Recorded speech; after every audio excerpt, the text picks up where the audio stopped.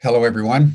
I'm Jim Garrison, and I want to welcome you to day 3 of our special program here at Humanity Rising on the Conference of Parties, number 26, that is taking place in Glasgow as leaders of governments from around the world, major scientific institutes, and civil society gather for the next 10 days between November 1st and November 12th to consider how the world collectively can engage in concerted action in the face of Code Red and the climate emergency in which we find ourselves to ensure the continuity of human civilization and more deeply, the continuity of life on Earth against the possibility, as we'll be discussing today, of massive extinction of species, which we all as human beings need to take in, may include us if we don't take the right action in the right time at the right scale. All things are possible. And yet we find ourselves in a very constrained situation, as we all know. Our program today will be a combination of the theme of today, which is on endangered species, that's hosted by the organization Endangered. We'll be hearing a lot more about that in a few minutes. And it's in partnership, Humanity Rising, with over 400 organizations that have come together for this event. And we're live streaming over dozens, scores of partner channels.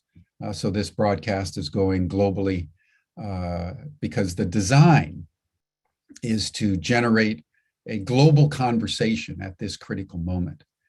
And so we'll be hearing from people there in Glasgow as the program unfolds within the meta theme for today, which is on endangered species.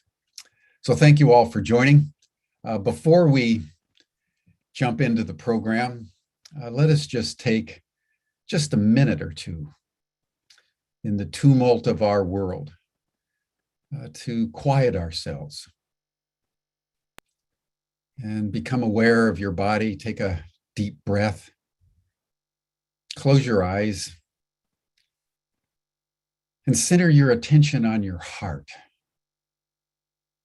Just for a moment, listen to your heartbeat in a spirit of gratitude and deep thanksgiving that you're alive. We're all alive at this most extraordinary moment in the human journey.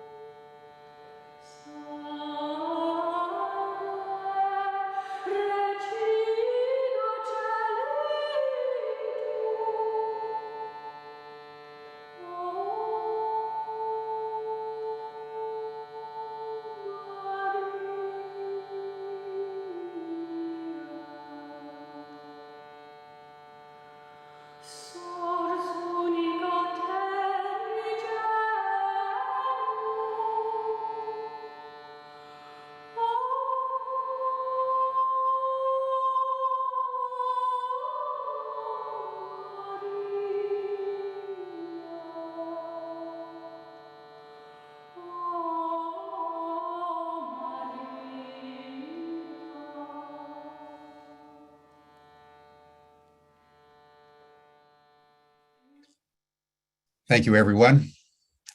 Now, with an open heart and a heart full of gratitude for each and every one of you who are joining our program today, I want to commence our program by showing you something that Claire has painted over the last several days in honor of this occasion. These are pictures of birds that have gone extinct over the last several years.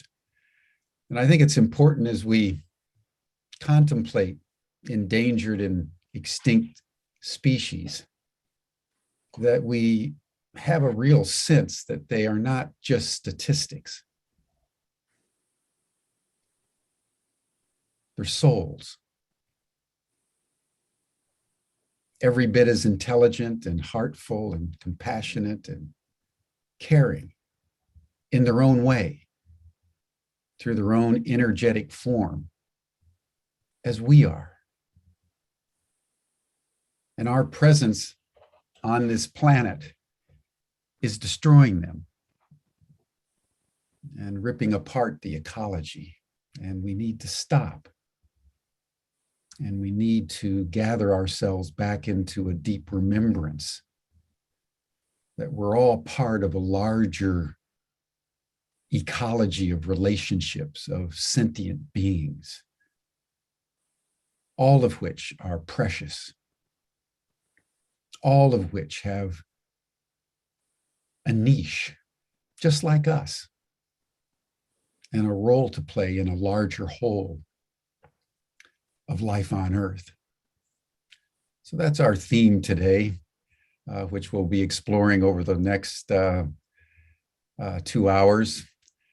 So I want to first bring in Leslie Southwick Trask, our Chief Development Officer for Ubiquity University, who's been coordinating our Global Regeneration Corps that has emerged out of Humanity Rising and is being launched in this moment of COP. She'll say a few things about the GRC. And then I want to, then she will turn it over to Tom Eddington, who is a warrior of the spirit and been on the front lines of environmental justice and deep caring for the earth for many, many years, and founded the organization that is really hosting this program today, called Endangered. So Tom will be saying a lot more about that in the company of some specialists that he and George Caponelli have gathered. George is the founder of Age Nation and is a frequent visitor on Humanity Rising. So I just want to thank Tom and George. And Leslie, I'd like to turn it over to you for just a few minutes to tell us a little bit more about the GRC, and then we'll commence our program. Thank you, Beautiful. Everyone. Thanks, Jim. And man, you married well. Did you not? You're to have such a beautiful soul tracking your life with you and you with her. We celebrate Claire in this moment with 100%. Thanks, Jim. Yesterday, I talked about the GRC as a means for us to do sense making. You know, where are we in the world in terms of our challenges and projects and networks and power, skills, and how do we connect with others around the globe? Today, I'm going to talk about the Global Regeneration Corps as a collective. So we all know that Jim, mentions each morning about how Humanity Rising came into fruition through deep partnerships with 450 organizations, realizing that we needed to change the game in a significant way. And over the course of Humanity Rising, it birthed the Master in Regenerative Action, which is an unusual experiment because as far as we know in all our research, it's the first of all, a Master in Regenerative Action. And the other uniqueness is that it's a coalition of over 45 organizations that come together to share their wisdom, their knowledge, their practices with our students, with our learners, with us. And I can tell you it's very interesting when we start to design and deliver in a collective. Because we know that while we can do individual effort, it is really only in the collective that we really have an impact. And so the bigger experiment then became, how can we become a collective of collectives? How can we become a movement of movements in which we can find one another in this unusual and pressing time and equip one another with the best that we know in terms of regenerating this planet?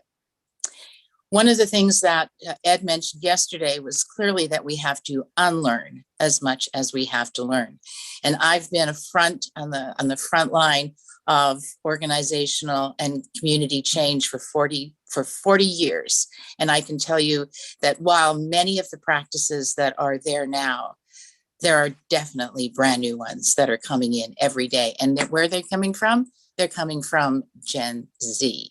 They're coming from our youth. They're coming from the front lines of where people are unrelentingly fed up with the blah, blah, blah, as has been stated, and are looking for the new insight.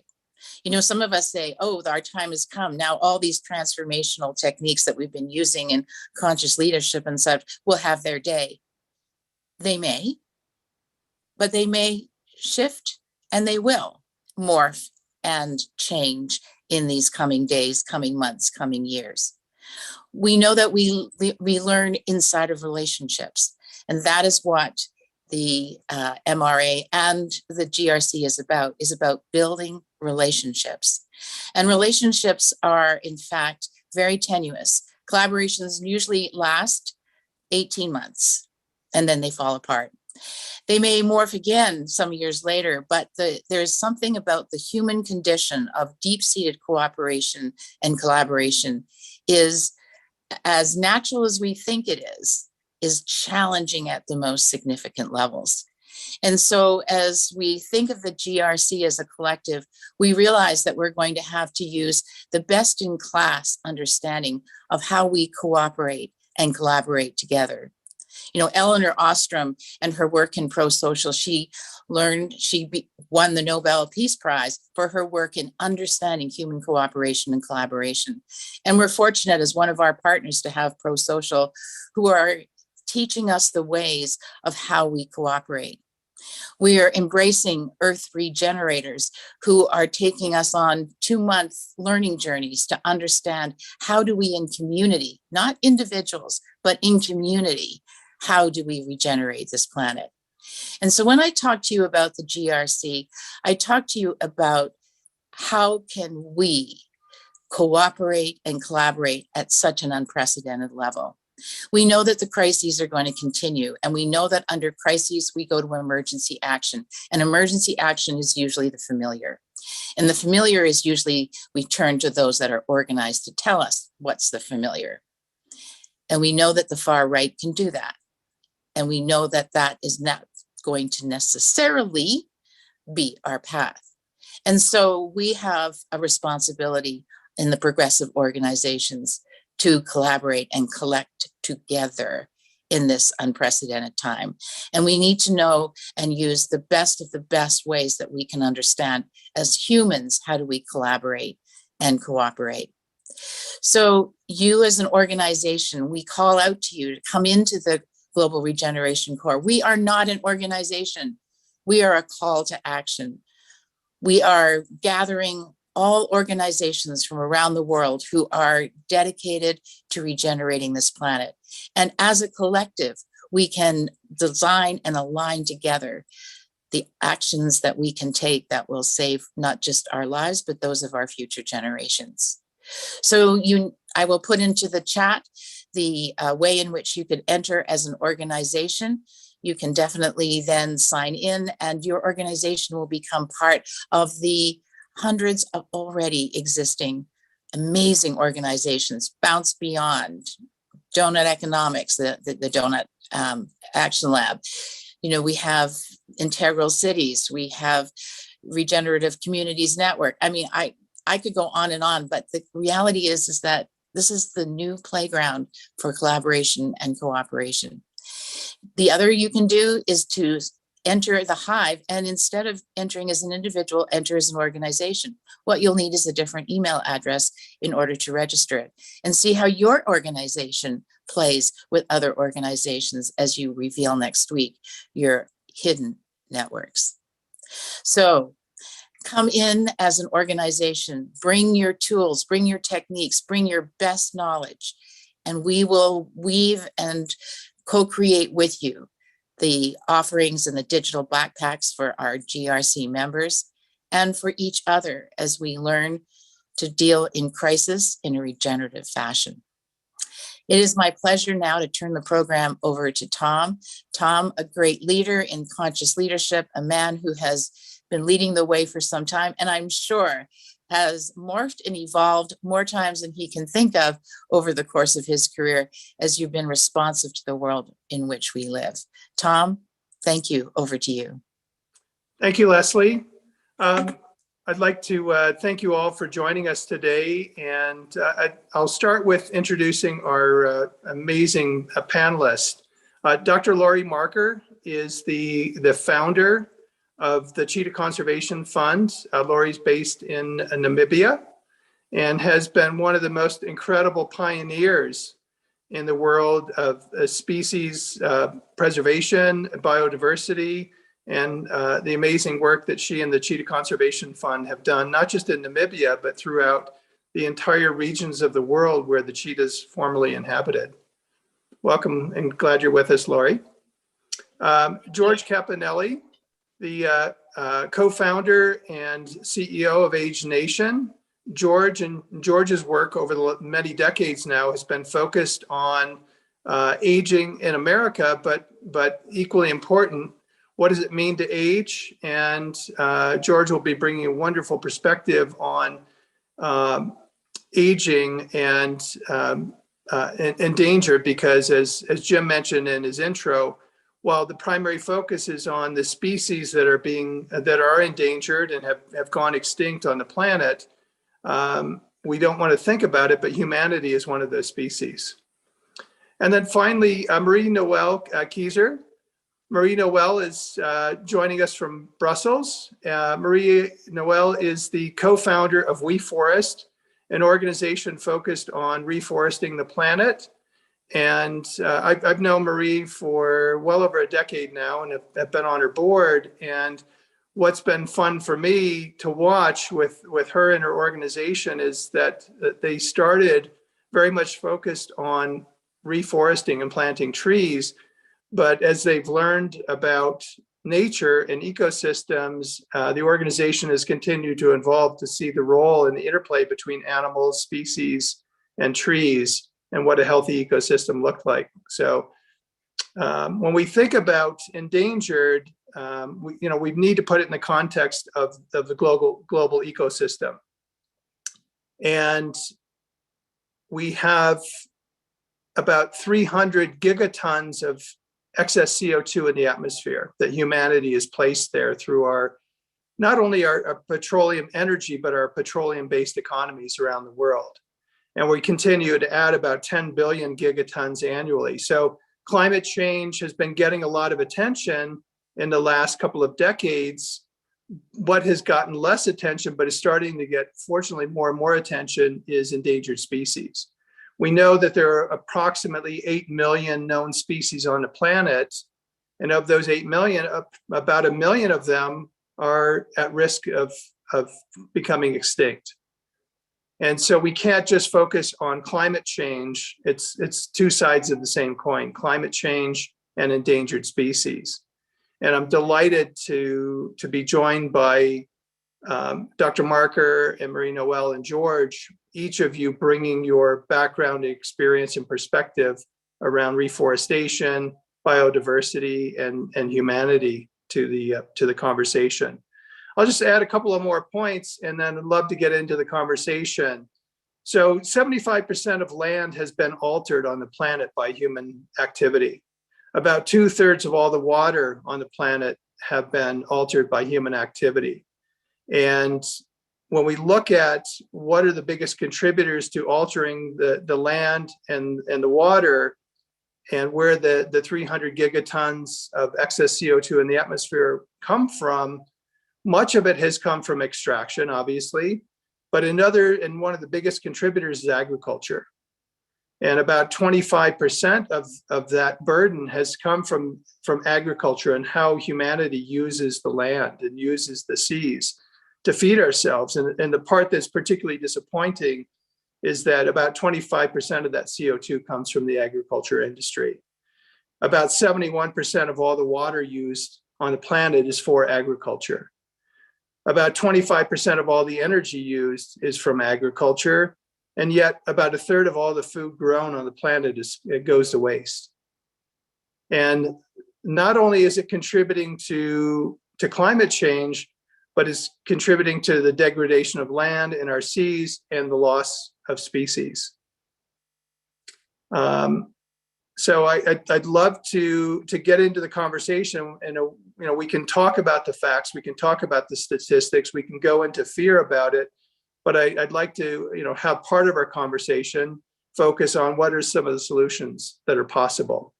And certainly moving to more nature-based solutions is one possibility. Unfortunately, only about 3% of global finance is spent on nature-based solutions, but conservation is local. And there are amazing things that are happening locally around the planet. And Dr. Marker, your work is certainly locally based. Marina, well, the reforestation activities you're doing on the planet are very much locally based, and you're engaging the local communities. And George, so much of the work you're doing is happening on the community level. So I'd love to start with you, Dr. Marker, and Lori, if you could just talk about the Cheetah Conservation Fund and also your background and experience on biodiversity. Thank you very much, and delighted to be able to talk and share with you today some of our experiences. So I deal with cheetahs and Cheetah Conservation Fund, and what we're trying to do is to save the species. There's less than 7,500 cheetahs left in the world, and they're found in some of the driest places there are left on Earth. Cheetahs are found in about 23 countries and 31 populations, and each one of those are very, very arid. Based here in Namibia, where much more of the research has been conducted on climate change, we've been able to track and monitor a lot about what's been going on. Part of the problem facing cheetahs are the fact that they are found outside of protected areas, and they're on primarily livestock farmlands, mainly in all these different areas. And so with that, we do deal with people and we deal with livestock. And the problems facing livestock in Africa, which is going to be hit as a continent, probably worse than most of the rest of the world because of the poverty that is here. That in Africa, over 70% of the human population is really supported by agriculture. And much of this is done without a lot of knowledge or education. And with that, you end up with a lot of degradation. And I think we've seen a lot of degradation in Africa around overgrazing of the land, lack of grasslands, which then actually comes into other problems. And I'll just give you some issues around Namibia, is that with the overgrazing of the livestock that's gone on in our arid country, we have developed a thickened thorn bush, which has taken over much of the land. And with this thickened thorn bush, it has very, very deep roots, and it is actually drinking all of our underground water, which is a form of desertification causing us greater problems. And if indeed the world hits, 2 degrees, we already are at almost 3 degrees here in Namibia. So monitoring that and what that looks like is very scary. And how you look at that around an endangered species like the cheetah, which is affected by the grasslands, which are very much affected by climate change, and then humans and their livestock. And so much of the work that we do is to try to find balance. And we do this through training programs in a program we call Future Farmers of Africa. And just to give you an idea from that, my background from America, and I've been in Namibia for over 30 years here in Africa, but I came from America and my background was as a farmer. I was an organic farmer, and so bring the livestock management into the wildlife management, which is an integrated system and things that have not been yet taught about. And when I brought forward the vision of Future Farmers of Africa, I look at Africa as being the Garden of Eden. And yet with that, in order to allow these amazing species that live on Earth with us and allow biodiversity to play its key role to keep our ecosystems healthy, we need to be gentler on the Earth, and we need to teach people how to use and raise their livestock properly so it's not affecting the rangelands, and so that we can still have wildlife and not be in such stress around living with animals like predators like the cheetah. So I guess I'm sorry, that's kind of a holistic story that I gave you, but that's why we are so concerned about climate change as well. Yeah, thank you, Lori. Could you talk just a bit about some of the initiatives that you've put in place, whether it's the dogs for the livestock or other things where you've been able to deal with this the cheetah livestock human interface? Right. Well, so much of the cheetahs being killed is because they are vermin and considered predator. And this is something that happens globally with people and predators. And a lot of that still revolves around how people manage their livestock. And so it's not the predator's problem that it's eating your livestock, it's how you manage your livestock and how you manage your grasslands, your rangelands, and your wildlife. And so that integrated system is so important. We try to find tools to work with the farmers. One of those tools that has been very successful here has been the use of a livestock guarding dog, which is, we use a Turkish breed of dog called the Anatolian Shepherd or the Kangal dog. And we breed these dogs and give them to farmers, and they grow up with the farmers' livestock. We also use Mongretolians or mongrel dogs as well, and teach the concept of protecting your livestock. And the dogs are so good, they've been doing it for over 5,000 years, is they keep predators away. That allows us to work with the farmers for them to realize how predators live on the land. And if you do have predators, you do have, again, a high amount of biodiversity, and your ecosystems are healthier. And that's really what we want, is we want to have healthier ecosystem. We want to reduce the impact of the livestock. And if you don't have as many losses, you can have less livestock, it can be healthier, and then you can have more land for wildlife as well, which then also brings in economic benefits and are more adapted to the land than the livestock is in many areas. So those are some of the training programs that we're involved in with rural communities. But also we work a lot with school children, bringing these concepts through to them as school learners, that most of them come from farming backgrounds. And with that, for them to learn things that their parents didn't know. What does the word biodiversity mean? What is a healthy ecosystem? How, as we humans, as a part of this, how do we play our role? And I believe that Africa, being a big continent and with a huge growing population, and also very, very poor, is going to be, again, so extremely important to the challenges that we're facing when we deal with these climate change initiatives, because climate change is directly tied into the loss of biodiversity. Yeah, thank you, So Lori. training, education, training. Yeah, thank you, Lori.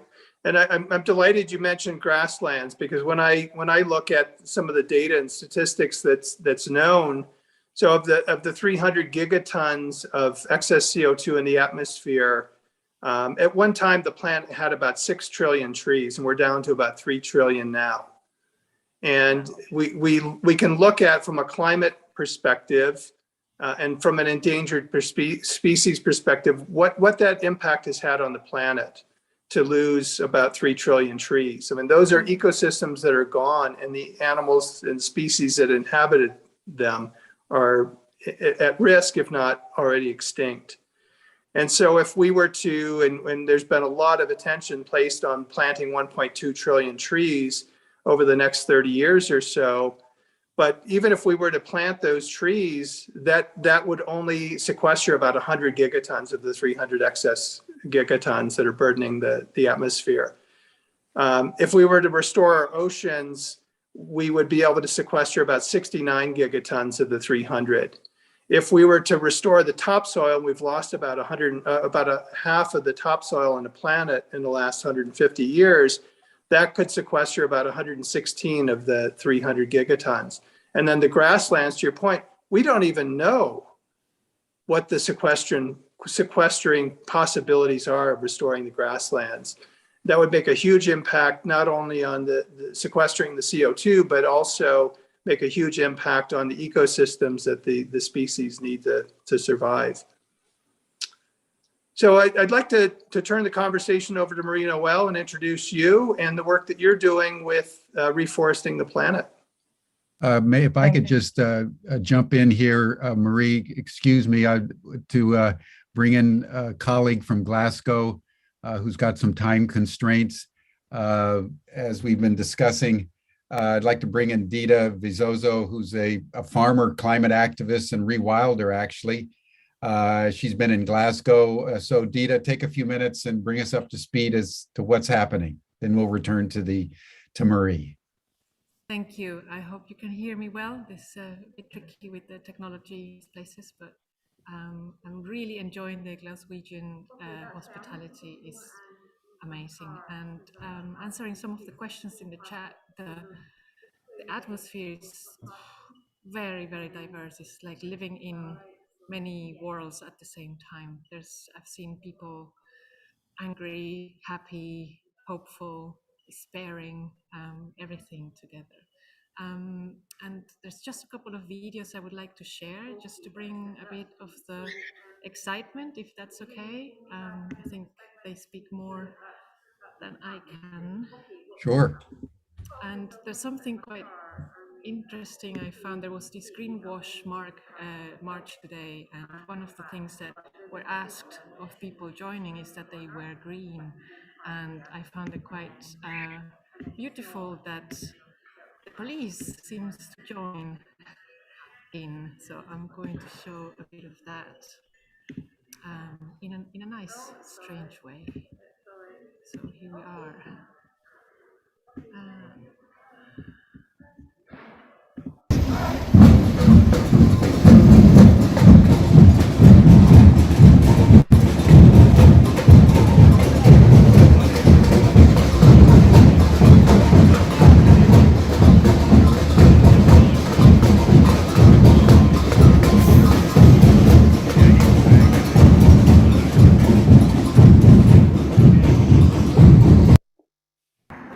See, they are wearing green as well, which I did point out to a couple of them, and some found it quite funny, some not so much so.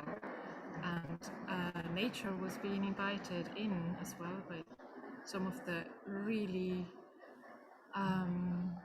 engaged and amazing people that were taking part in this beautiful march. It's on our side! Yes, mate. Nature wants to be respected! Nature is with us! Thank you the sun, thank you the water, thank you the earth, thank you the police! But now we have to thank decision makers. It is more difficult because they don't do the job. We don't thank the lobbies.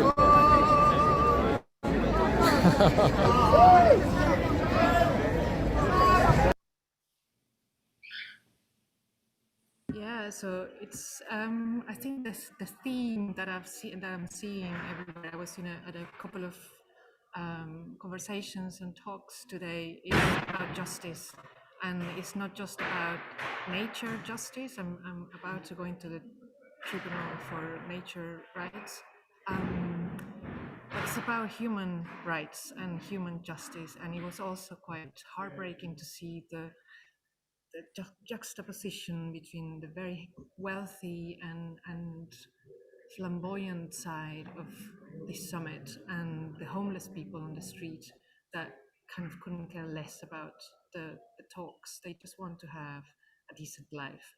And I think it's crucial that we do that. So I'm really excited to be listening to the rights of nature and realizing that we are part of it and feeling that we have the agency to solve this really enormous multi-headed crisis that we're facing. So thank you to all the panelists and to Jim for making this available to everyone.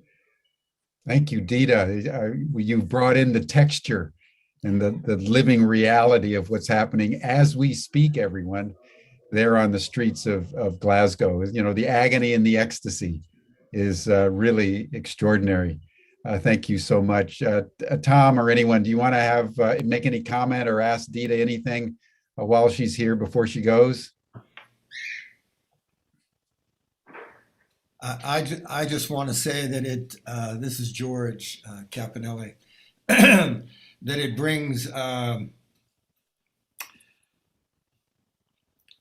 can't even speak, it brings tears to my eyes and my heart to feel the longing that exists inside of the hearts of so many human beings, and to see that phalanx of semi-green being a barrier or a boundary that represents the resistance in many ways of humanity to the messages that need to be heard.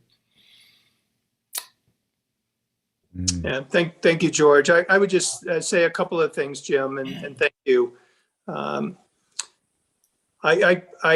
This week I've been getting email notes and having email exchanges with friends and colleagues in Glasgow who are residents in Glasgow, and they've been sharing messages of they're not hopeful, a sense that it's just going to be another gathering and it's going to be people talking and just continuing to kick the can down the road, and they're not hopeful.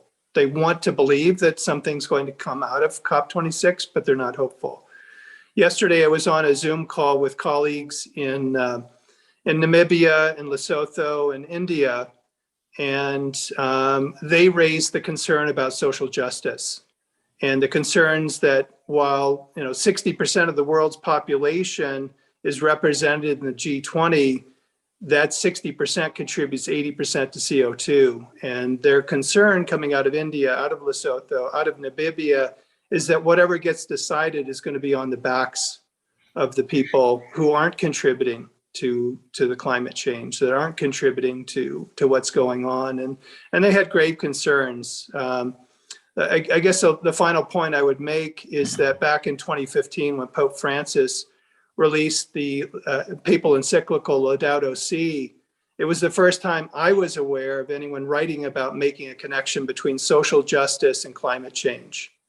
And he created in that document a beautiful roadmap for how we don't have to deal with climate change at the expense of the people in what here in the West we call second and third world countries. And I'm hopeful that what comes out of COP26 and the initiatives that are undertaken do recognize that interplay and interconnection between social justice and climate change. Thank you, Tom. Any other quick comments? Yeah, I'd like to, hi everyone, just comment on this discussion. When you shared some of the birds that went extinct, I felt that I was very emotional, and I think most of us probably went emotional at that moment. And I was thinking, if we could use those emotions to get these crowds at COP to move, if we show more what we could all lose if we don't do anything, as opposed to statistics and stuff, really touch hearts. And this is where talking about animal loss is touching people closer to talking about ocean rising or melting the snow, right? Snow caps. So I think in communicating, we could be more personal and more emotional, and then we will transform all these people. That would be my invitation. Yeah, people are moved far more by their hearts than their heads. Absolutely. Absolutely. Lori, did you want to make a comment? Then we'll circle back to Marie. Well, I do, because going to these meetings, and I just was at IUCN as well, and knowing that these meetings are where you put, policies together and everyone comes in, it's a big cheerleading, I guess, but out of it, going away and looking at action plans and seeing people do things, it's not up to them. And that's what I said, and I wish that I hadn't said it, I guess, is that, I thought somebody was going to go save the cheetah and nobody did. And so I set up a foundation to save the cheetah. And it's going to be all of us. And so there is no they. And that's the problem, I think, is that we think they will take care of it. There is no they. We are they. And unless we can find our steps, and yes, I know they're little steps, but we need to take these little steps into huge leaps. And we are going to need to do it together. We're going to have to hold hands, and we're going to have to do it faster than the speed of the cheetah. So that's what I'm just saying, is there is no they. That's the bottom line. Absolutely. Lori, thank you so much. Well, Deeda, thank you for your report from Glasgow. Very, very heartrending in some ways, but also inspirational, everything that you're seeing there on the street. So hopefully we'll see you again tomorrow. All right, bye-bye. Bye. Bye-bye. So Marie, let's continue on with your presentation. So before I talk about We Forest and the NGO I created and how we work and what works and what doesn't work, I would like to go back to what something that Tom said earlier, that we know how much reforestation is needed. We know that the equivalent of the United States is the size of the forest that we need to add in order to have a significant contribution to stopping global warming. So that's huge, right? And that surface will sequester over time 2/3 of the excess carbon we have in the atmosphere. So it's huge. There's a huge potential in forestry. And the great news is forestry is not just forestry. Forestry is life. Forestry is jobs for people, dignity.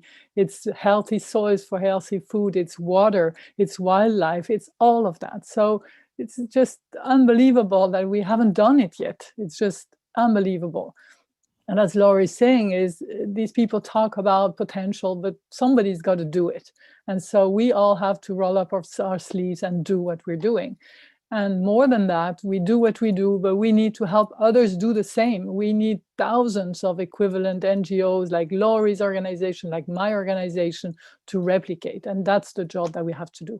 Now that we demonstrate that it works, we need to replicate, and we don't need to do it ourselves.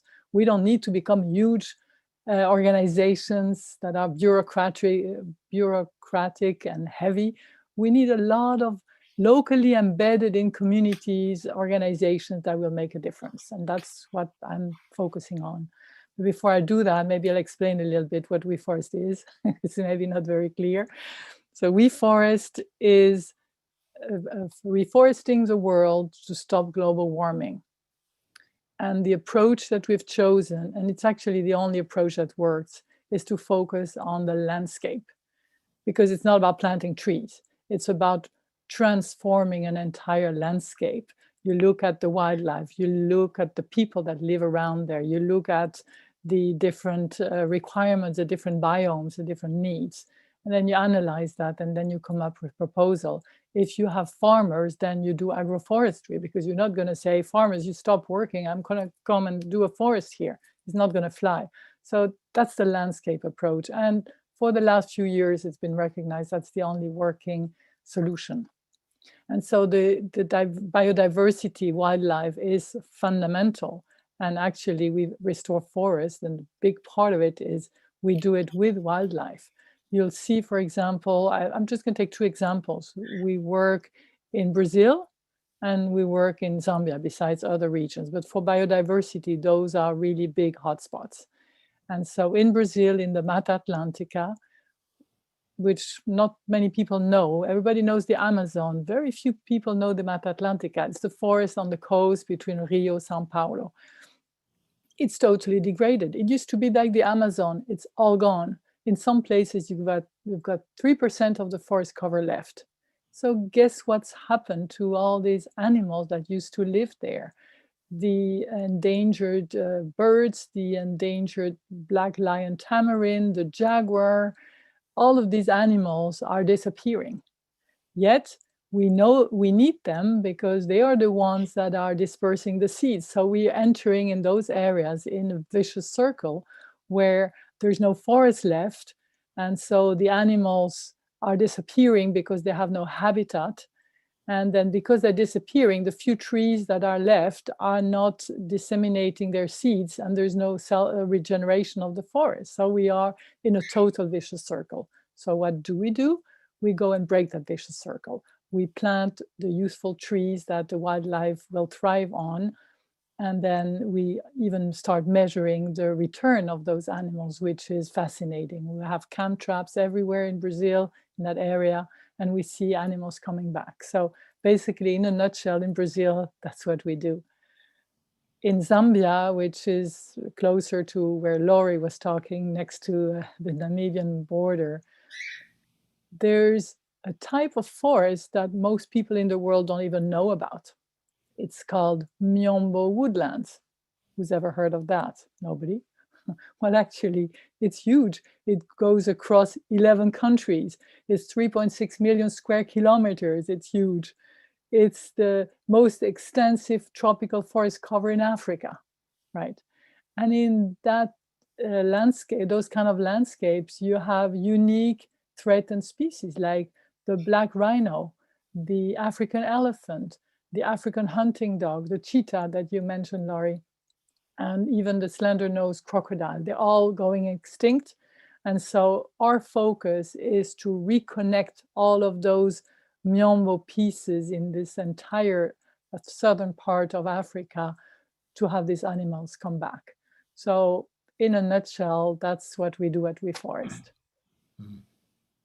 Thank you, Marie-Noelle. Wonderful to get your perspective. And you and I have talked for many years how your work and the connecting of reforestation to endangered species and taking a whole system to whole ecosystems approach to reforestation has positioned WeForest as a real thought leader in the reforestation space, and you're playing a critical role.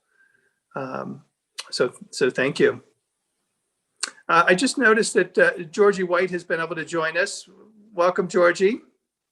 Thank you. I'm so sorry. I got the timing wrong. I had this in my diary for 4, so I do apologize for that. No worries. It's great that you're able to be here with us.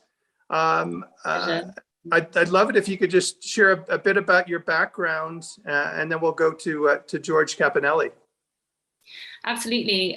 Well, thanks so much for having me. It's a pleasure to be here. I am the head of partnerships for a conservation charity called the Whitley Fund for Nature, based in the UK.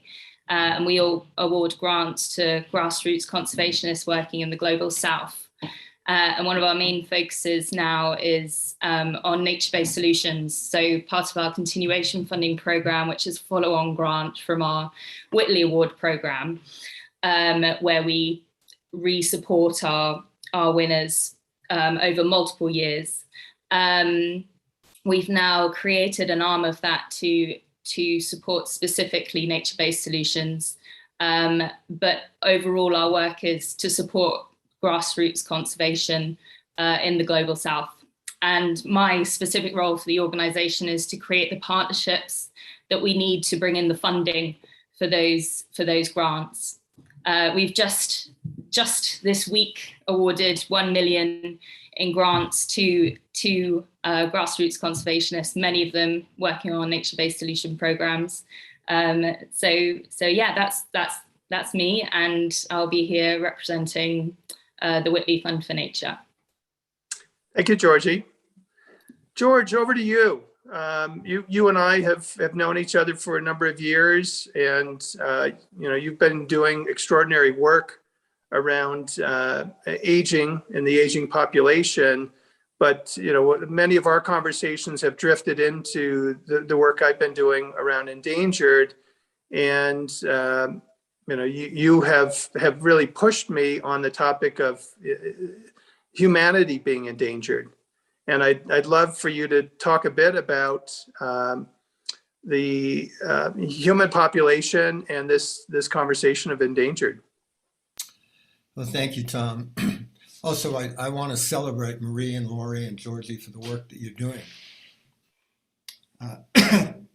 Critical stuff, and thank Jim, who I have the pleasure of collaborating with a lot, for being willing to host this 12 days worth of COP programs and to include Endangered among it. It's fascinating to me as I was listening how, as in many instances, the disease and the cure are located in the same bodies, whether it's a virus or of mind or a virus of biology, And in this instance, I think it's particularly true about humanity, that we constitute both the disease and the cure. The disease from our hubris, from our lack of knowing, and especially for the denial of the wisdom traditions when we stepped off that path in pursuit of what we thought was our right and our superiority. The interesting thing is that as I listen to world leaders today, and as I listen to, I remember a comment that Greta made not very long ago in an interview when somebody said to her, do you think that the world and the world leaders are doing enough? And she said, well, in order to not be doing enough, they have to be doing something. And in many ways, they're not even doing that. And so I find that humanity is really clearly unmindful of the danger that is presented to itself, as well as the danger that is presented to the species that we are watching being run toward extinction. At the heart of it, I think another disease that humanity faces is this exclusive worship at the altar of the god of economics. We seem incapable of making adjustments where we would have short-term limits that we would impose on ourselves in order to experience long-term gains. I think a lot of countries experienced just a little bit of that during COVID. They were forced to turn down the economic flame in order to protect the population as a whole. And we began to see regeneration happen in small ways. The reports of water species returning to waterways that they hadn't been in, and atmospheres clearing so people in cities could see the mountains that surrounded them. I think that what I want to address is what I would call the power of one. And it's a power, I think, that we as human beings are not exercising anywhere near to the degree that we could be exercising it. We forget that we have the opportunity to vote for the well-being of the future, not just when there's an election, when we go to a ballot box and we cast our vote for Party A or Party B, but we vote every day with how we use and spend the resources that are at our disposal. I had a conversation the other day with a gentleman who I like enormously and who I normally consider to be reasonably conscious. So I mentioned the fact that people should eliminate oil and gas stocks from their investments and portfolios. And I said, do you have any idea the impact that could have on changing the policies of these companies that appear to be so incredibly committed to driving us right off the edge of the world? And he said, well, he said, I have young kids, I have a 5-year plan, and those stocks are making me a lot of money. And I said to him, I don't even want to finish this conversation with you, so let's pick it up on another day. There's the power we have in buying so many products that are made by companies that are deadly in their impact on the environment. And we have that option every day. Ultimately, we also have the option to turn off media that propagates lies, that spreads misinformation. And if we can't reach the media, we have the capacity to reach the sponsors that support those media. So when I think of the disease that humanity is impacting on the planet, on the other species, and even on ourselves, I think that there are an enormous number of things that we could do every single day to make a difference. So whether people are on the radical left or the radical right, whether they're progressives or conservatives or moderates or liberals or neutrals, or even if they're comatose, there's something that they could do every single day to make a difference at this time in our world.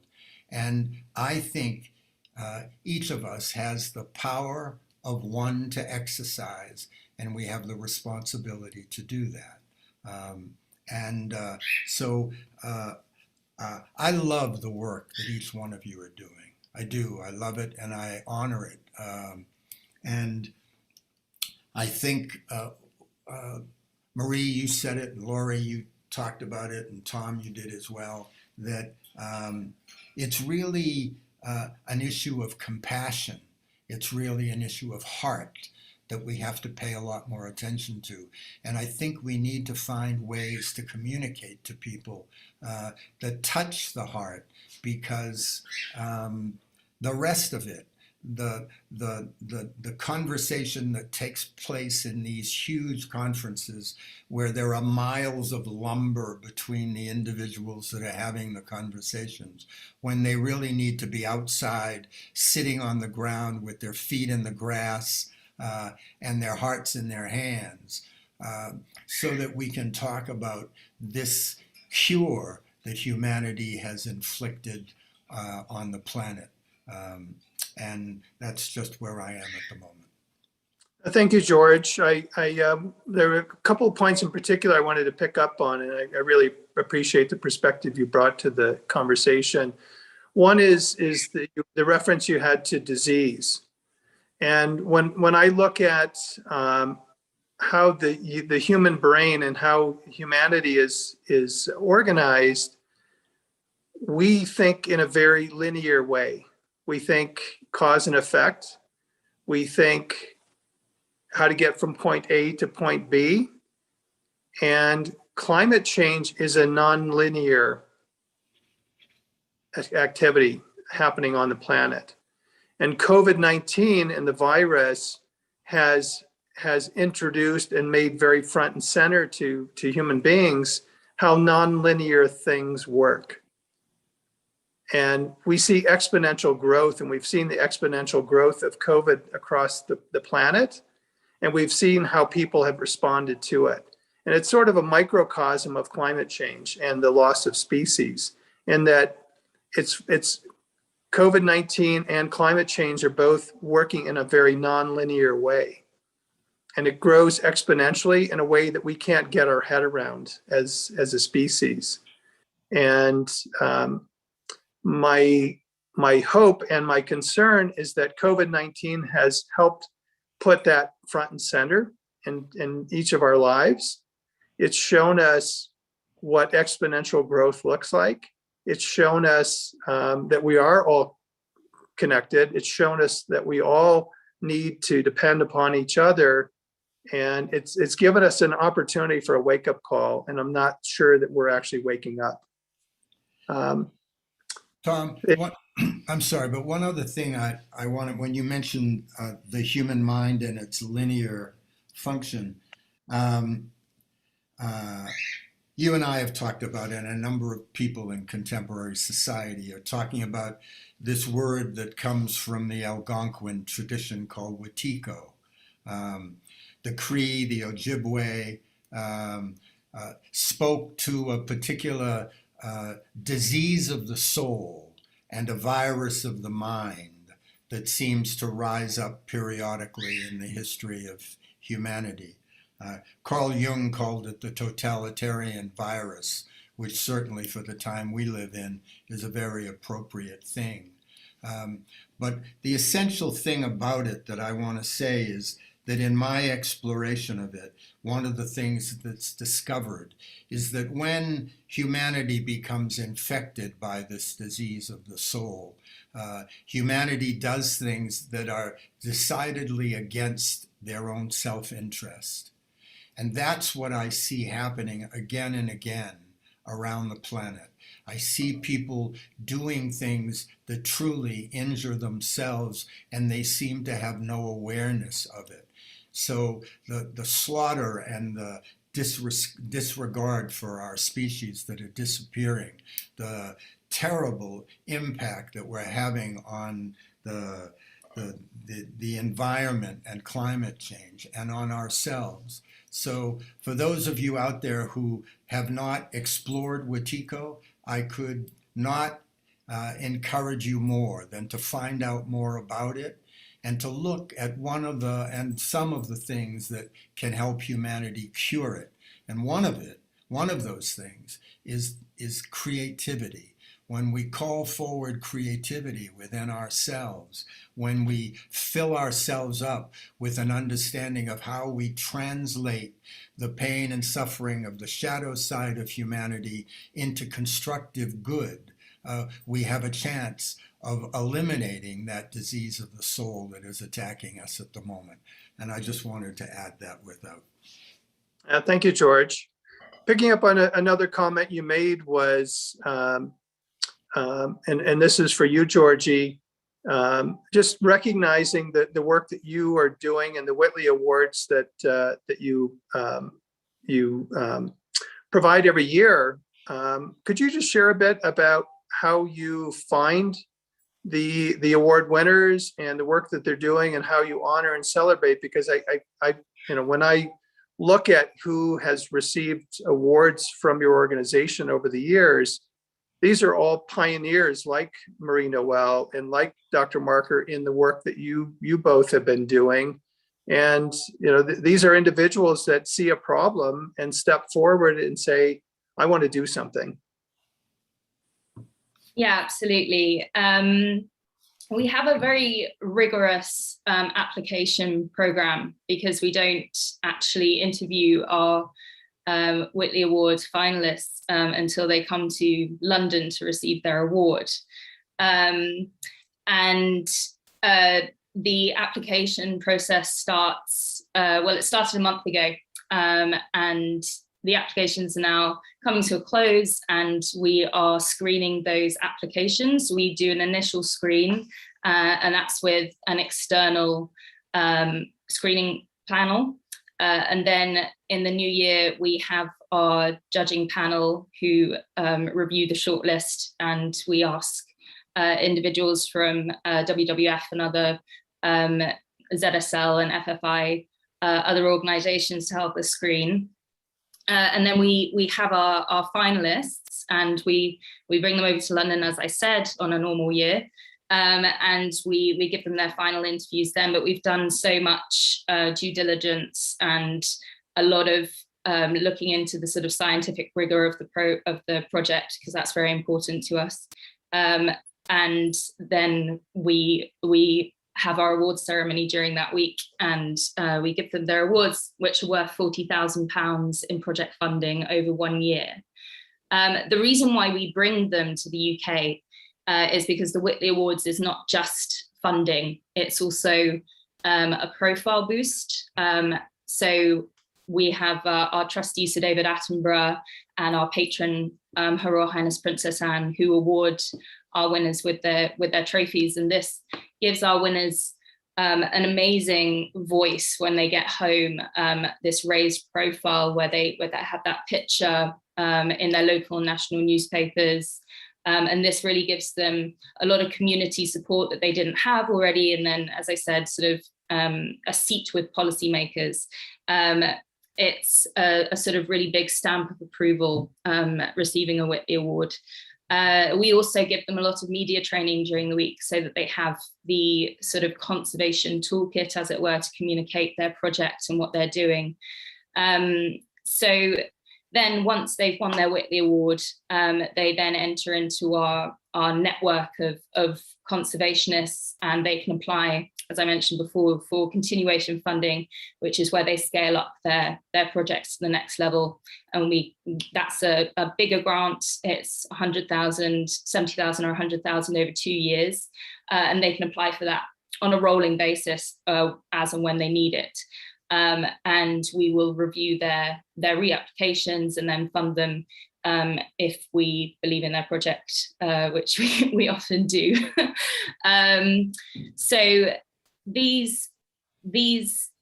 people who apply for Whitley Awards, we get between 100 and 150 applications a year.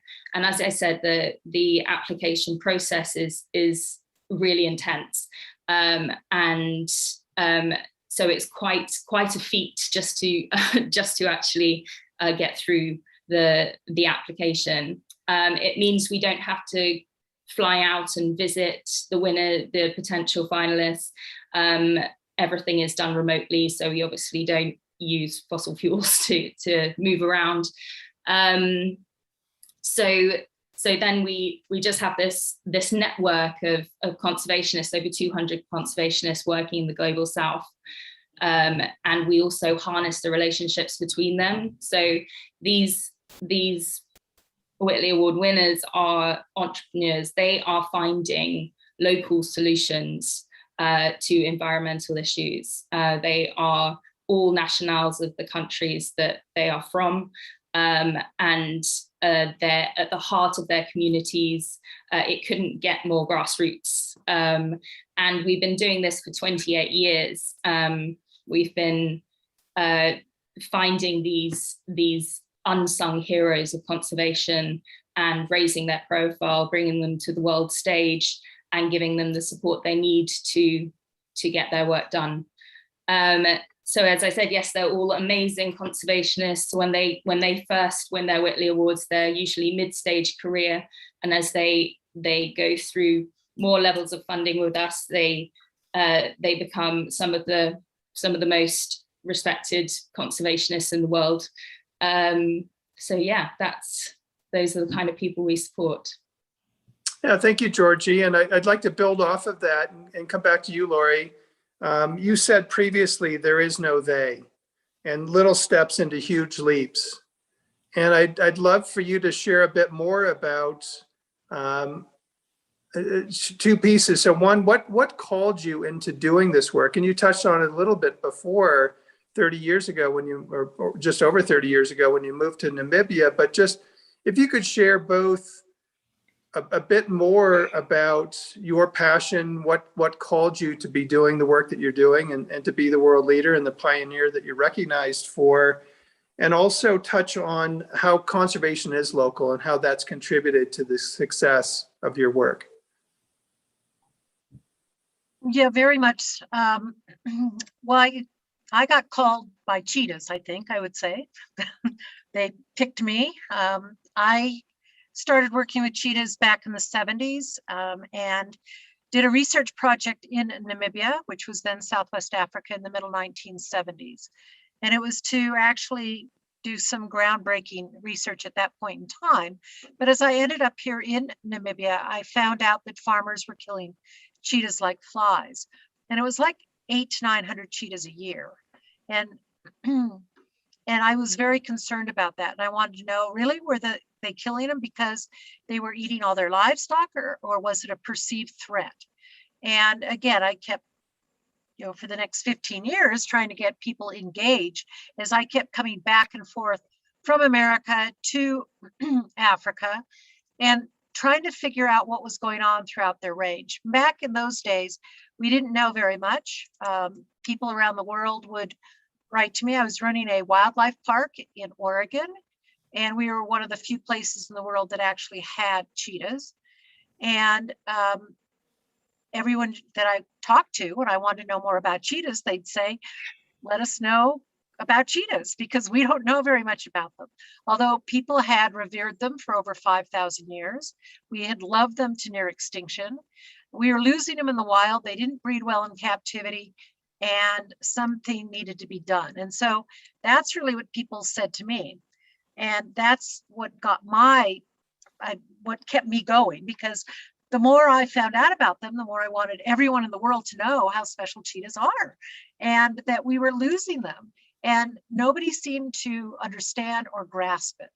And from that, they are a predator. They were catching livestock, but not as much as what was thought and perceived, and not as much to actually have that much killing going on. So I said 800 to 900 cheetahs a year.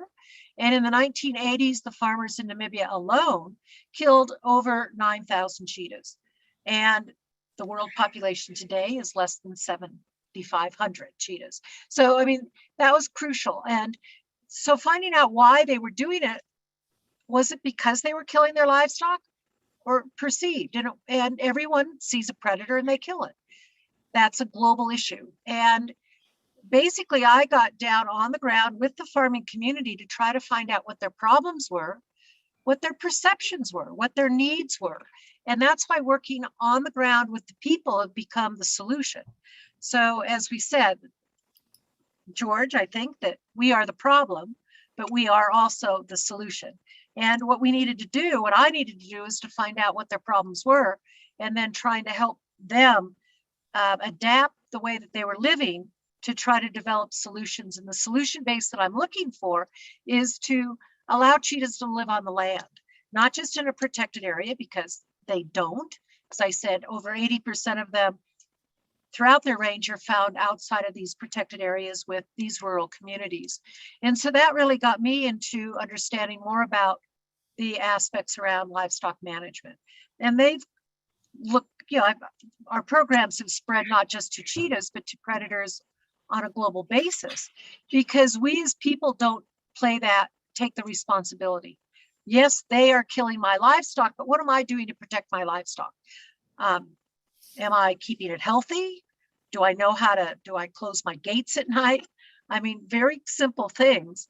And that's why the use of the dog is so important, because the dogs basically think we as humans are really stupid. If we're going to lose our livestock, I mean, the dog says, heck no, I'm out here, I'm barking, and you as a human are, asleep someplace. And so the dogs basically, I think, fired us as humans. They've been working for 5,000 years. But these local solutions are what people have told me. Now, you're a farmer and you're not losing livestock and your neighbor is. Why? Well, because I, have a calving corral for my calves. I have health, medical health that I give my livestock. And these are things that not everybody throughout this continent of Africa knows and understands. And that's why talking to them, many of the farming community have basically said, well, we don't have that knowledge. So if you could help us with some of that knowledge, we will be maybe gentler to living on the earth, and maybe we don't need so many livestock. And that's really what the goal is to share the earth with what we need, which is, sure, as livestock producers, we're going to make money on that. But coming back to that too, I started looking at is there a way, and I think Tom, we are we believe in certification. I am a very strong proponent of this, in the fact that as consumers, we can actually drive business, we can drive policy, we can drive government, and we can change. But we have to be given those opportunities. One of the aspects that we are involved in is Forest Stewardship Council certification, which if every piece of wood product was certified, and we only bought certified wood products, we would not be in the shape that we are today with having the loss of our forests to the extent that we have. And even if we plant trees, we're not just planting a ecosystem forest that's going to function. And I think we don't understand all of that when we talk just about planting trees. But certification, we've looked at even certifying beef and meat. Even though we do want to be gentler on the earth, right now, the world's not going to all become vegetarian overnight. But with that, what would certification of our meat do? It would change the world dramatically. That if people were eating meat and knowing that perhaps it was certified as ecosystem stewardship farmers, those farmers could be highlighted as being the stewards of the earth. They could be the ones being paid to being better at this farming cycle. And then the people that weren't getting that price premium would hopefully go out of business. So we can make a difference with our economic dollars as well. And so those are many of the different programs that we've been also trying to push to try to help save this cheetah at the same time as working with local communities so that they become empowered to be the solution. Thank you, Lori. Same questions for you, Marie Noel. So conservation's local, as you know. Little steps, as Lori said, into huge leaps, and there is no they. So could you share a bit more about what brought you into this work a dozen or so years ago, and some of the things that you're seeing happening at the local level? Yeah, thank you. Indeed, what brought me into this is a passion for resolving problems first, and also a big concern about climate. So 12 years ago, I just was devastated every time I heard about the climate change and just was looking for something. And then my co-founder, Bill Liao, worked with Stephen Fry. They did a nice video to explain the role of forests, which actually I had no clue about. It's interesting, like most people back then, we didn't really know the importance of forests. We knew they were important, but not in this way for climate change. So that's what inspired me. And I took the challenge, and obviously I learned a lot, because eventually I learned that it was not about planting trees, as I think Lori said. It's about restoring the landscapes. Protecting the existing trees is as important or more important than planting new trees, because that'll take a long time to grow. What also inspired me in this work is the water cycle. And that's something that most people don't know. Like, everybody talks about carbon, and indeed, half of the biomass of a tree is sequestered carbon. As long as you protect the tree, you've got that carbon that's sequestered. So that's amazing. But very few people know, or too few people know about the water cycle, that actually you need trees in order to be able to seed clouds and to provide rain. So to feed the whole water cycle, trees are absolutely essential. And that is a very complex science.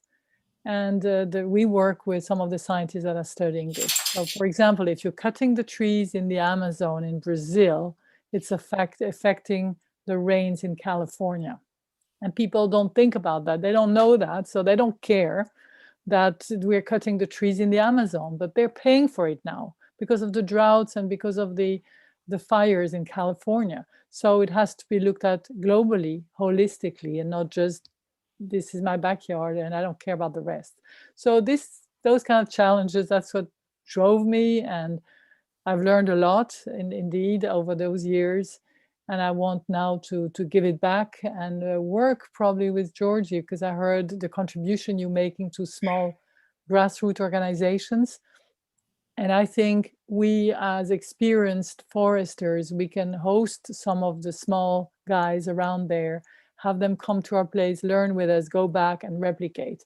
I think we need together to put our brains together in a smart way and try to find solutions for so many of those small NGOs that can just replicate. Because also we have to realize there are some countries where none of us would be welcome, because there's a war, because there's terrorism, because we're foreigners, because we don't know the culture, we don't know the language.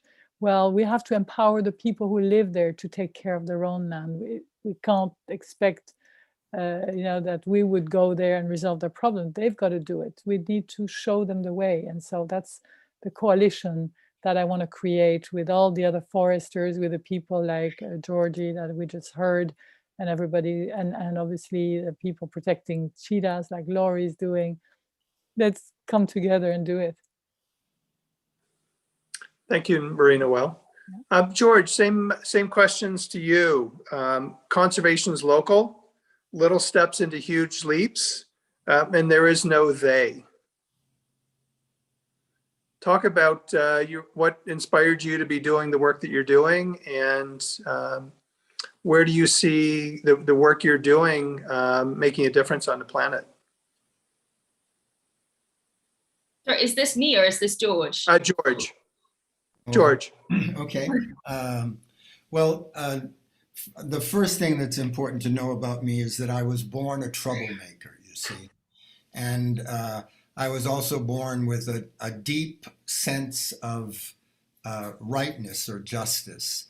So wherever in my life I have found injustice, or I have found things moving against what I think is a valuable and necessary thing, I've gotten involved. And so whether that be film and television or politics that I've unfortunately had my head and arms and legs in too often in my life, transformational education, now age-related issues, it all comes from the same thing. It comes from the fact that I believe intrinsically that I was born with a responsibility and obligation to be a human being and to do the things that I can do to make a difference.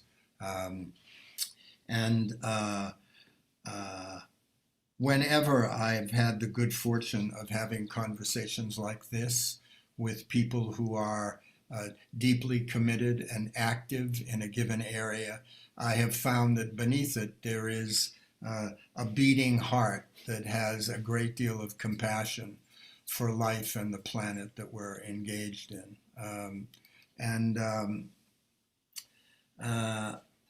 I also think in each of the things that I've done in my life, I've been motivated by an eternal optimism, no matter how much of a cynic I can sometimes be, and a critic of things that are going on. What drives me most is an optimism that if we are willing, each and every one of us, we can, in fact, as the principal perpetrators for the challenges that exist on the planet today, each of us as human beings can make a difference, and that's our job. Yeah, thank you, George. And finally to you, Georgie. Well, thinking about our Whitley Award winners, I think that there is no they. It all has to be. There's only they. There's only a community approach that will work. We can't do this individually. And although, community projects and working with communities isn't going to solve our issues around the target of 1.5 or 2, it's certainly, we're not going to reach those targets without it. And it's a long haul, and we need to change our whole infrastructure on the planet. And the only way we're going to do that is for governments, countries, businesses and corporations and communities to do it together. So yeah, I mean, thinking about the COP26 going on right now, nature-based solutions and grassroots approach and a community level approach is a massive focus of this conference, as I think we all know, because we know that we're not on on target in terms of getting to those goals of 1.5. And the only way we can do that now is to revise the NDCs that the countries have put forward and incorporate this grassroots community approach, along with changing from a fossil fuel economy, etc. So I think, you know, we really need to invest in these projects that are leading that sustainable development from a grassroots level. And we need to stop segregating biodiversity and climate change. They're two sides of the same coin. And, you know, we really need to be speaking together. There's a biodiversity conference COP and a climate change COP. Nature is a massive part of this COP because finally people are realizing how important it is. But we really need to be advocates of that. And we really need to, I mean, the UK is supposed to be leading on this narrative of how important nature is and how important, you know, listening, empowering and involving Indigenous communities in conservation work and in climate change is absolutely imperative. So yeah, I've gone off on a bit of a tangent, but yeah, certainly, you know, we need a holistic approach to solve this this climate and environment crisis, and we all need to do it together. So yes, have I missed anything? I feel like I've only covered sort of one part of the question, but gone on. Well, I'm going to keep you on your tangent for a second. If you could just share a bit about what called you to do this work and share a bit about your academic and life and professional background. So I suppose, I mean, it began with me growing up on a farm and being in my garden all the time, which I think is actually a really important point to make on the grander scheme of things, is that we really need to bring natural history education and general education on nature into our curriculums in school. So that's really where my passion started. And then I initially was a marine biologist. I did a degree in biology at Imperial College, and then I spent some time in the Maldives as a marine biologist. And then I came back to the UK and I did a master's in conservation biology at UCL. And then I worked on some sustainability programs in Southeast Asia, working with local communities. I was actually working for a corporate at the time, but I was working with the charitable arm of it, and so I was using funds to build relationships with the local community. I mean, we set up little farms in the schools and taught the children how we gave them each one meter patch, taught them how to grow food, and then we bought it off them, so it was kind of a win-win. And then I started moving away from my sort of classic biology side of my education, and I started working for the Whitley Fund for Nature on the sort of raising money side, raising funds, which is obviously very important, but it's been helpful to have that knowledge in conservation, because I think that's what's so important, is being able to sort of sell. You know, I think of investing in nature as an investment, any other kind of investment, and if you have returns on that investment, and you want your returns to be very good. And I always wanted to work for WFN because it's such a streamlined approach to getting funding where it's needed in an incredibly efficient way. The impact that our relatively small grants have is huge, and you know, there's 90 billion, I think was quoted, that's spent on nature conservation. And only 3% of that is spent on grassroots. I mean, it's compared to say like 3 trillion or 8 trillion. I don't quote me on these figures, but they're huge. They're in the trillions, are spent on fossil fuel subsidies. And then you've got just 90 billion spent on conservation. I mean, if you switch the two, you know, our problems would be a lot easier to solve. But yeah, so that's why I do it. I have a massive passion for the environment and for nature conservation. And I found that, you know, I'm able to communicate that to funders and raise quite a lot of money in order to get the money to where it's needed on the ground. Yeah, thank you, Georgie. Sorry for going off on my tangents. Thank you. Thank you for sharing. I'd like to pick up on a point that's been kind of a theme throughout this conversation, and it goes back to some of the opening remarks that were shared. I spent the last number of years working on a documentary film called The Third Harmony. And in the film, we have some of the leading neuroscientists, sociologists, psychologists, and others talking about humanity. And the reality is we come into this world hardwired for collaboration and cooperation.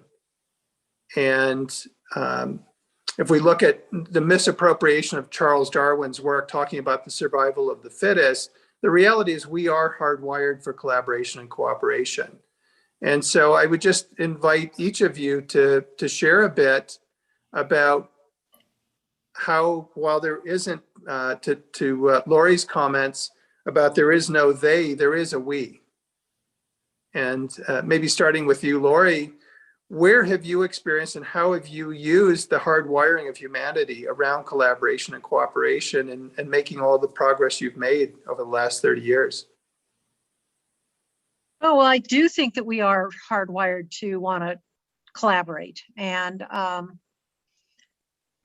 I don't know, most animal people, we always say we don't like people necessarily. However, people, as I said, are our solution, and trying to understand each and every person that we're dealing with, whether they're adversaries or, you know, working along, you know, against or with us. And so from that, you know, how we try to put our relationships together is really about getting to know people. And I think George had the comment on, well, I was talking to a friend and yet, you know, they were looking at a 5-year investment. And yet that 5-year investment isn't going to raise his children's lifetime, because right now we need that 5-year investment to reverse how things are. And so how you actually work with people who don't see the same way you do, we need to get into their heads and then figure out if there's a way of, you know, coming up with a solution. So a win-win. It was also presented as, you know, that of creativity in how we are going about talking together on working a solution together. But it is hard to sit around a table with people who you don't get along with necessarily. However, we all have to find, I guess, a way of talking. So you need to find a commonality. Once you can find that commonality, you can then bring things that you don't agree on into a different level. And so I think we are hardwired, yes.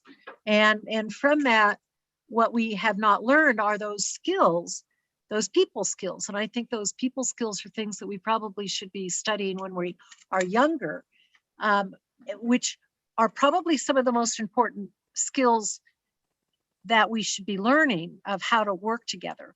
And then from that, you know, I'm going to go off on a tangent too, is looking at working with our education level. I think Georgie said this as well, is the fact that we really need to bring in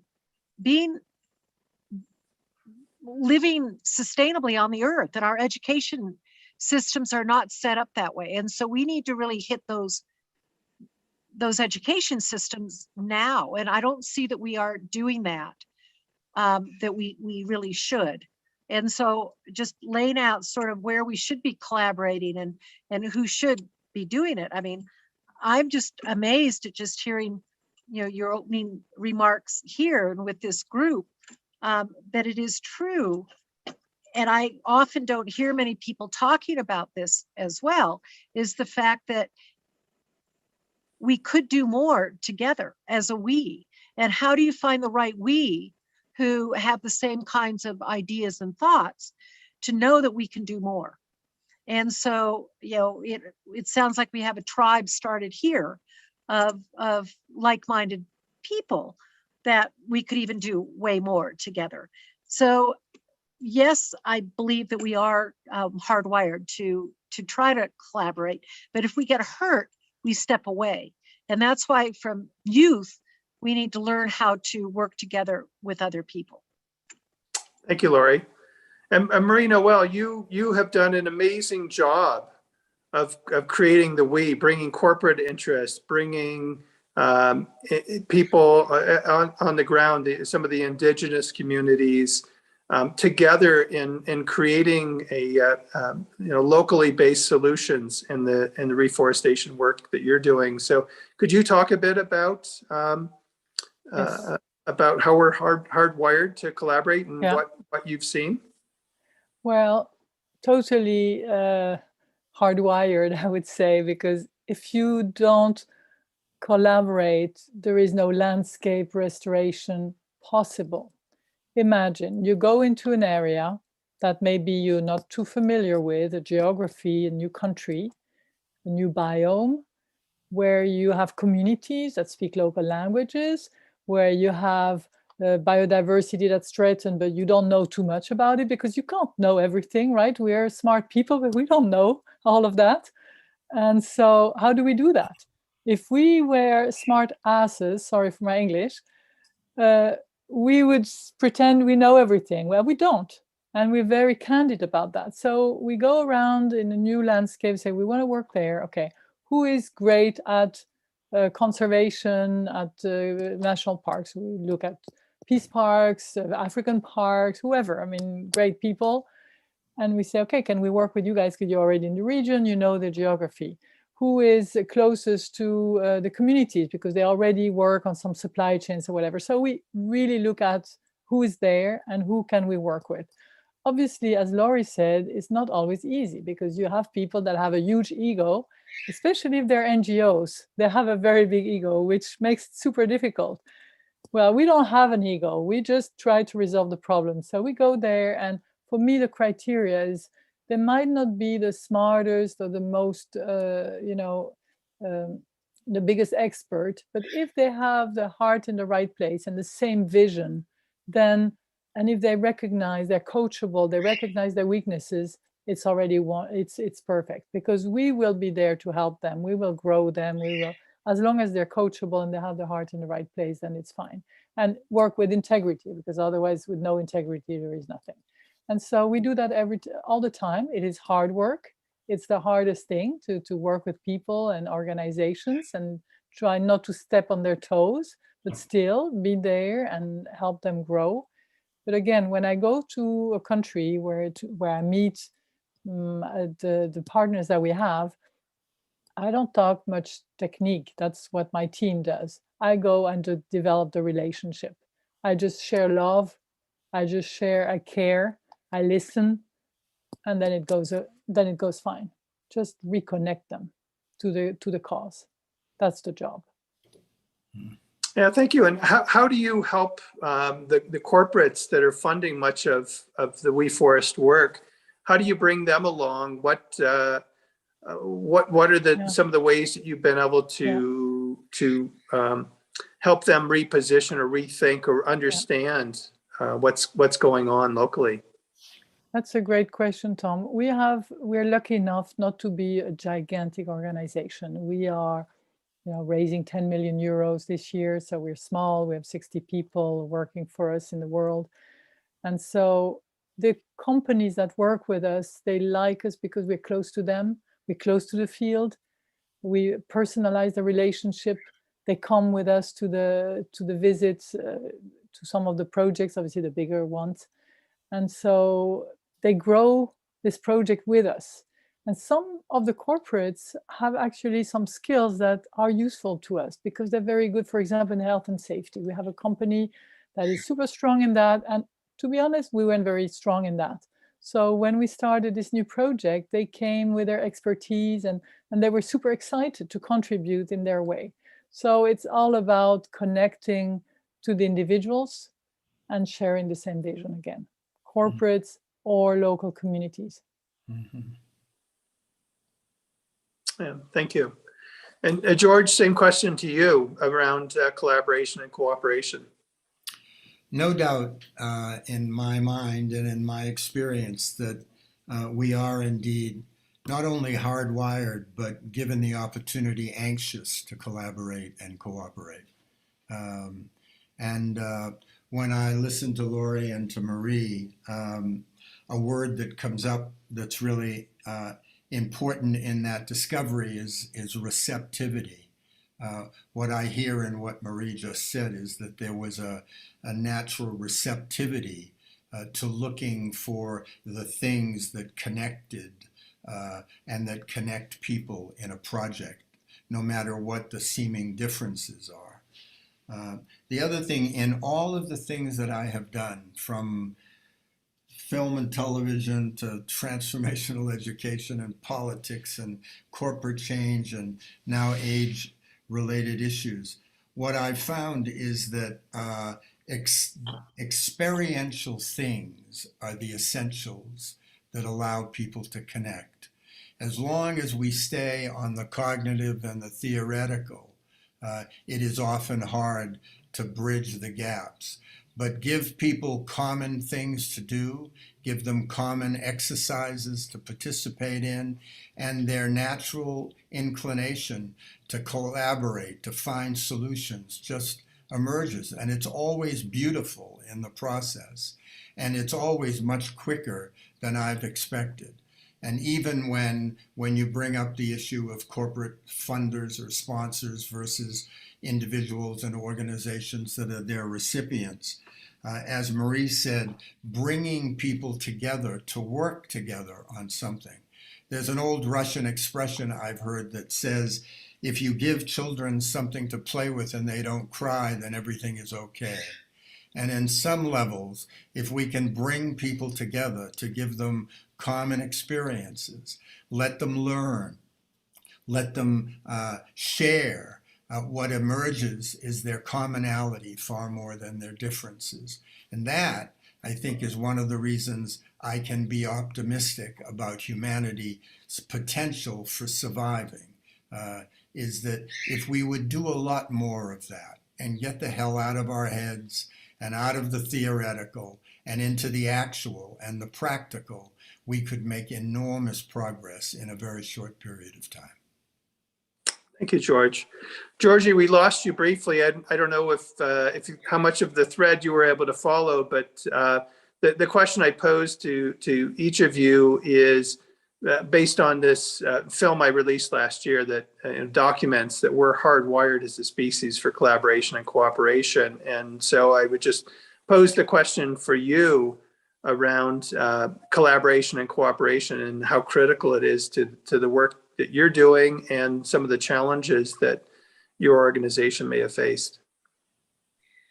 Thank you, Tom. Apologies, the office Wi-Fi just went out for a bit. Not doing too well today. So collaboration is absolutely key.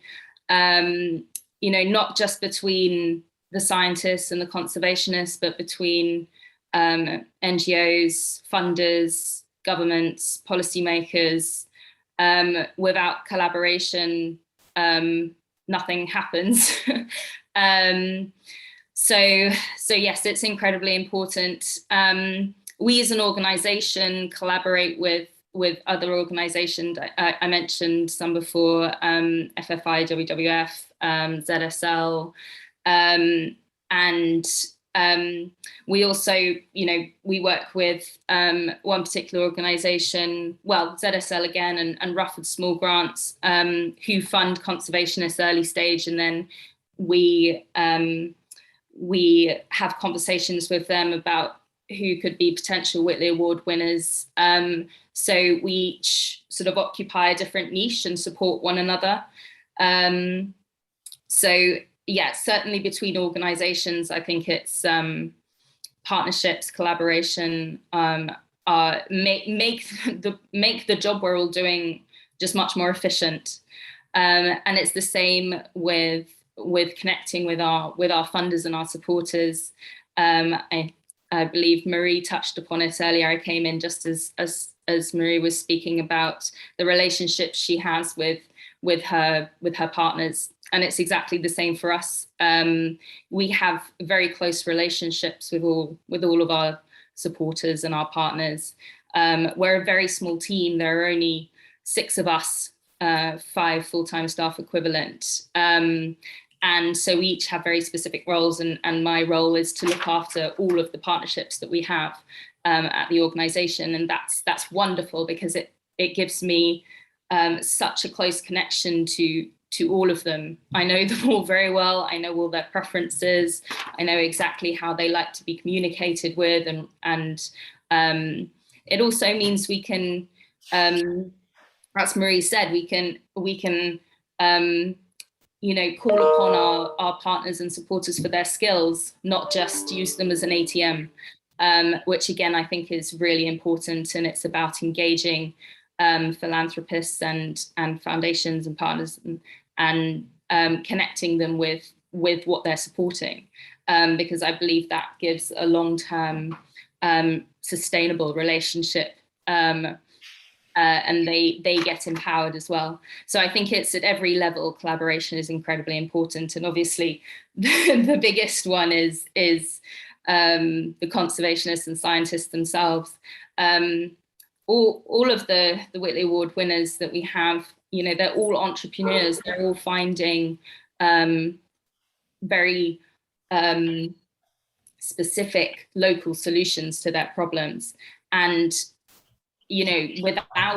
without support and without collaboration, they can't share that knowledge. They can't get ideas from others. And so, a big part of what we do, win a development program, win a network development program, where we help support those natural connections and those the support for one another within the, well, across the world.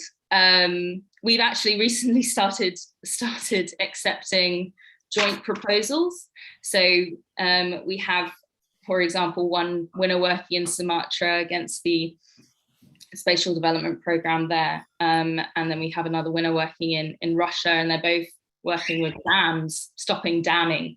And they're now working together, sharing ideas. And this is happening across the whole network. So yes, collaboration is key at every level. Thank you, Georgie. And Laurie, back to you for a moment. I mentioned early on in this conversation that colleagues I've spoken with or been in contact with in Glasgow were not feeling particularly optimistic or hopeful about what was going to come out of COP26. And the colleagues that I had a Zoom call with yesterday in Lesotho and in Namibia and in India were concerned about social justice and decisions that were going to come out of COP. And so I would just ask you, what's going to keep you going in the work that you're doing? What's going to keep you inspired? And how are you feeling about the future? Woo, big questions there. I think the future is very scary for all of us. And I'm glad that there's some light bulb that's gone on with people maybe now. I don't know where that light bulb's been for a number of years. I always say when I left the US and moved to Namibia 30 years ago, I kind of left what I would say was the Western world. And it's been a delight to work here in Namibia with people who, although they're very rural, and we've developed policies and programs that I think are groundbreaking when it looks at people and the environment. And I would love to see more of those kinds of programs expand. And what we're trying to do is to expand them at least through the Cheetahs range. And so that we could try to have some of these model programs with wildlife living in harmony with people. So what inspires me, I guess, is the fact that I have faith in people. I don't know if I have faith in large organizations. I think these policies are wonderful. And again, it's like going to a rah-rah session, and yet how many people take anything home with them and do something? I seem to be the kind of person who sees a problem and wants to come up with a solution. And so if I have to come up with the solution to change the world, to save the cheetah, which you know is our motto for the Cheetah Conservation Fund, then come hell or high water, I will, because I really like the cheetah and I really like the other animals that live on the earth with us. Just like, you know, Jim showed the pictures of the birds that are gone. I think every living animal, tree, grass, I mean, I like them. Insect, and I don't want to live on earth without them. And so I just hope that everybody I meet, I can help get onto that same feeling and to help them see that they can do things. I think everyone feels helpless, and yet we're not. But we need to have louder voices, and we have to do more, and we have to put small steps into place and big steps into place. And some of those big steps would be to have different nature-based solutions, different investing solutions, so that our dollars can go different places. And I think we as consumers, again, can become the solution to what our problems are. But we are going to have to come together. And I have said before, again, living in Namibia and being out in the middle of the bush, I'm not tied into many of the different people maybe that you all are, to have some of these bigger solutions. And yet, you know, I'm trying to go out and knock on bigger doors to let people know that we need to do a lot more in order to help save an animal like the cheetah, which is helping lead the race, unfortunately, in extinction. And I am not going to live on this earth with these animals that I care so much about gone, because they are helping us all live, and we just don't understand that. So I hope I've helped answer some of those things for you. Yeah, thank you, Laurie. Marie Noel, same question to you. What keeps you inspired, and how are you feeling about the prospects of the future? What keeps me inspired, because the prospect of the future, when I look at reality, I'm a scientist, it's scary, but I try to stick to having to stay inspired. And what inspires me most is the possibility of us succeeding. And for that, I'd like to share two quotes that I really love, that I've always remembered during these 12 years of work so far. One is from Nelson Mandela in 2013, where he said, "Our deepest fear is not that we are weak. Our deepest fear is that we are powerful beyond measure." Sometimes we are scared of succeeding. We're scared of being big. And that's what we just have to acknowledge and overcome that. That's something I keep remembering. And the other one is from Mark Twain, who said, "They didn't know it was impossible, so they did it." So I invite you all to remember that and, you know, continue that. Yeah. Thank you. Same question to you, George. I don't feel that I have a choice. I sincerely believe there was a book written a number of years ago by Stephen and Andrea Levine called Healing into Life and Death. And I think we have to take the same steps, whether we're healing into life or into a transition. I think we need to take the same steps, whether we are attempting to preserve humanity and the species that reside here, or whether ultimately that will not be the result. I think the same efforts are needed. And I have also 2 quotes. Thank you, Marie, for those. One is by Peter Drucker, who says, if you want to know the future, invent it. And the second is by Bucky Fuller, who says, we're called to be the architects of the future and not its victims. So that's our, I believe with all my heart, that's our job, each human being that exists on the planet. We have those 2 choices to make, and we can make them. And if we make them with honesty and integrity, we'll do the very best we can. Whether we finally succeed or not, it'll still be a success. Thank you, George. And finally to you, Georgie, what keeps you inspired, and how are you feeling about the future? Well, it's easy to answer the first question, and that's our Whitley Award winners. They are just the most amazing people. They have to be in order to lead their communities in the work they're doing, and they really are the heroes of this century, and they're going to make the difference between, well, they're going to make the difference of what our future is going to be like. So if you want a sort of optimistic or just an optimistic, or there's this term conservation optimism, you can have a look on our website. I shared a link to some of the nature-based solution programs that our Whitley Award winners are conducting as we speak. And I suppose that leads me on to the second question. I have hope because the solutions are actually really simple. We might not all understand the nitty-gritty parts of what climate change is and needs, but we really do have the solutions at our fingertips. And investing in local people, it's the cheapest, most efficient way of doing that. I mean, we need to phase out a fossil fuel economy and everything like that. But in terms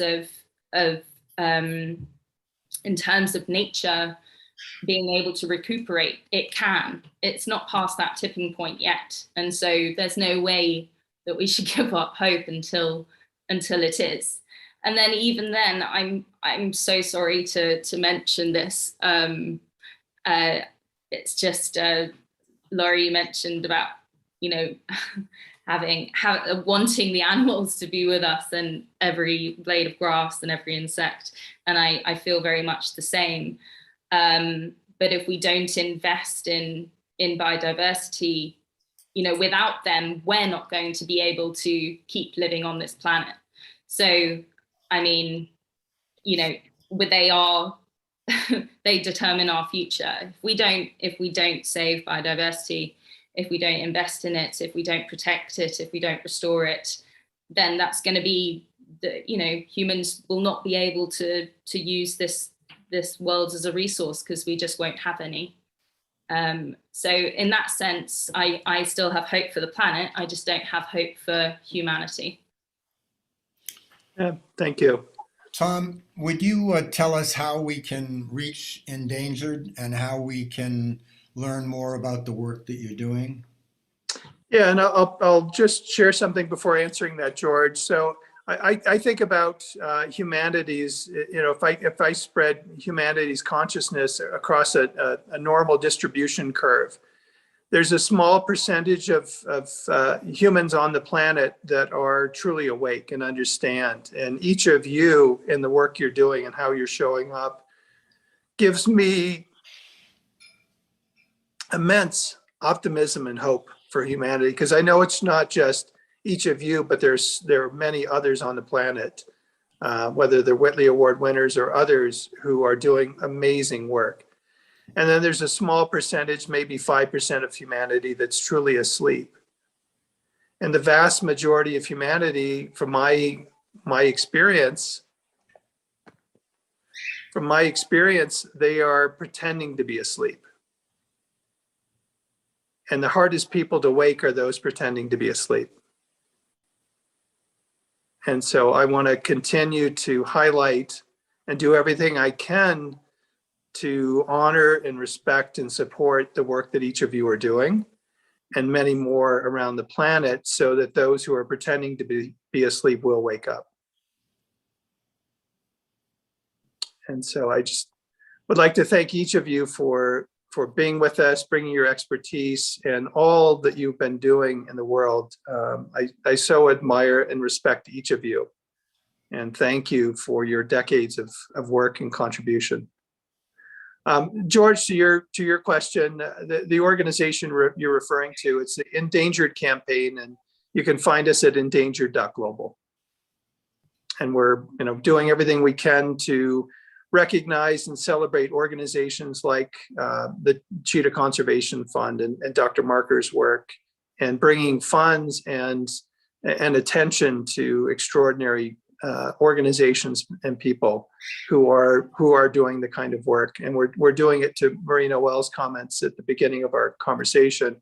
We're doing it through fine art. We're doing it through music. We're doing it through film, because that is the way to reach people's hearts. For decades, scientists have been telling us all of the statistics, all of the facts. President Kennedy here in the US in the 1960s was the first US president to be told about climate change.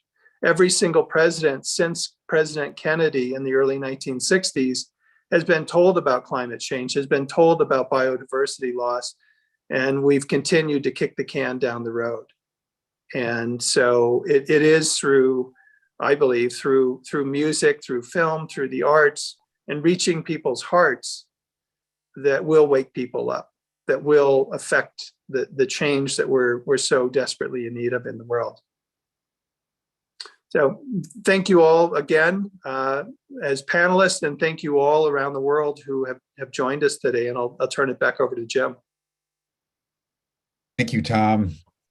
What a noble group of people you are. Quite extraordinary.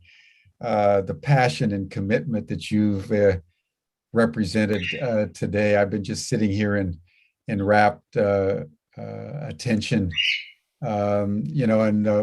When you were detailing your various quotes, I was thinking of Christiana Figueres, from Chile, who's been at the helm of the climate movement, where she said, "Impossible is just an opinion."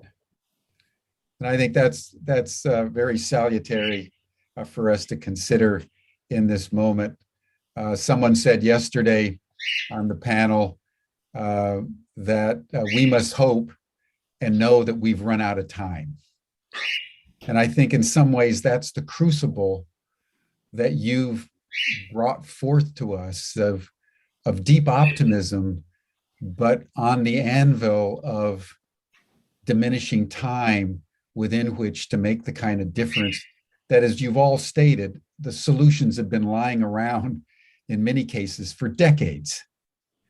And somehow, Tom, your point is, I think, a very profound one. 5% of the sleep, and then there's another 50, 60% that pretend they're asleep. And how you wake them up and how you galvanize their caring is really a singular challenge for all of us.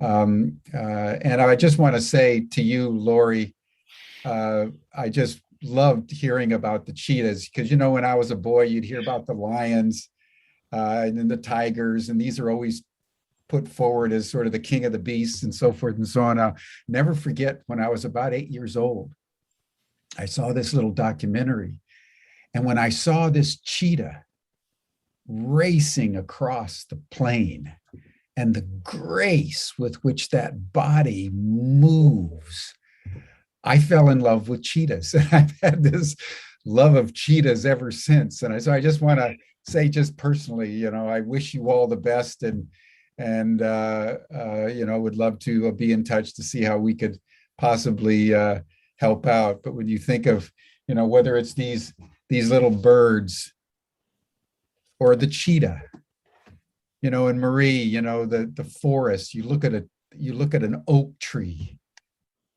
you look at a mango tree, you look at, any kind of tree, and you just feel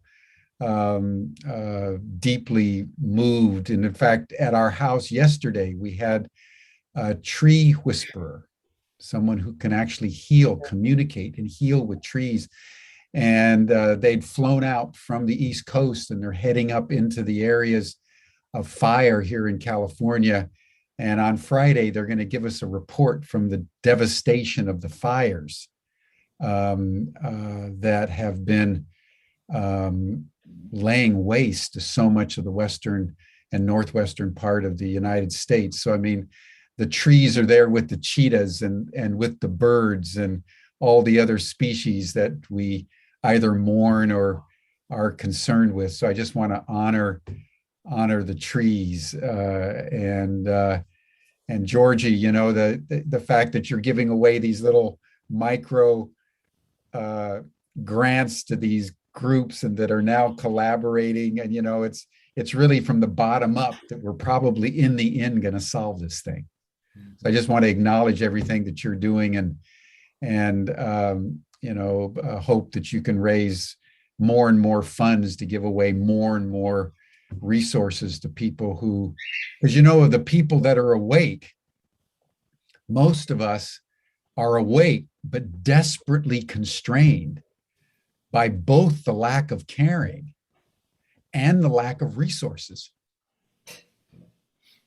What was the old saying? It'd be a great day when the peace movement got all the taxes and the Pentagon had to do the bake sales. It would really radically change our world. So I just want to hope for you that one day you have the resourcing you need to really get out there and spawn all those grassroots organizing movements out there who so desperately care and are constrained because they don't have enough to do the solution at scale. That's really a major part of our challenge. And, George, your passion and everything that you're doing around aging and how, the elders can mentor many of these younger activists. That's a whole other piece to this equation. So, George, thank you. George and I are working with few other people, and then right after the COP, we're going to be having the masculine dialogues. If there's a problematique in our world, it's patriarchy. It's how men have comported themselves over thousands of years now, directly responsible to the fact that we're now over the cliff. So we're following up on our program on the COP with a look at what maleness means, what masculinity needs to mean and evolve toward as we all laboriously move beyond the constraints of just patriarchy. That's another massive issue that's worth contemplating. And Tom, finally, I just want to honor your life and your professional accomplishments and the many areas that you've demonstrated deep compassion for the world. And now at this moment when we're entering in the 6th major extinction of our planetary history, to create endangered global is again, it's a noble task. And so I just want to acknowledge all your work in convening this panel and thank you very, very deeply, all of you.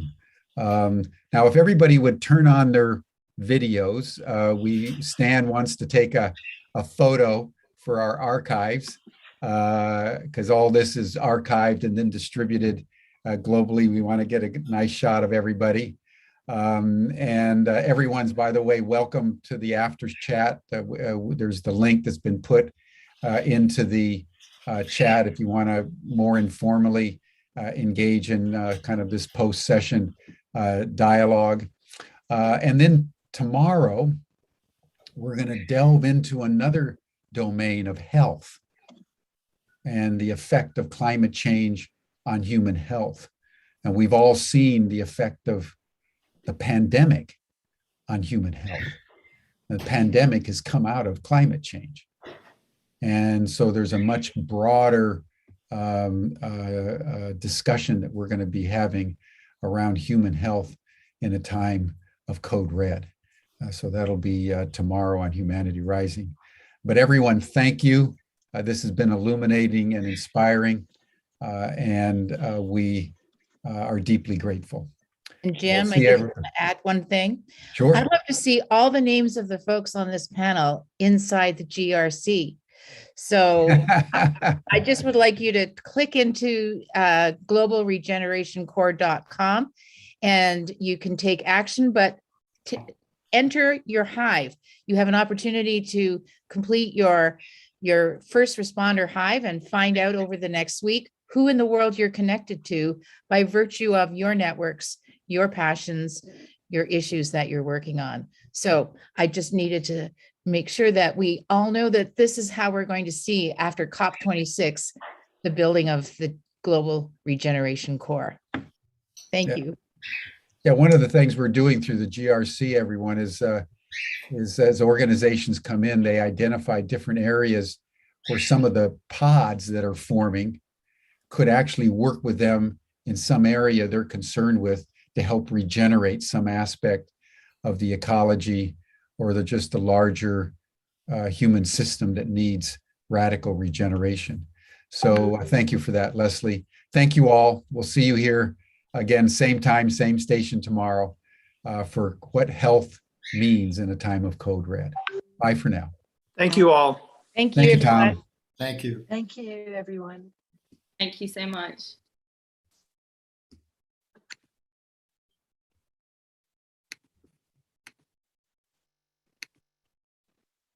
Trying to figure out how to get to the after party. Don't know how.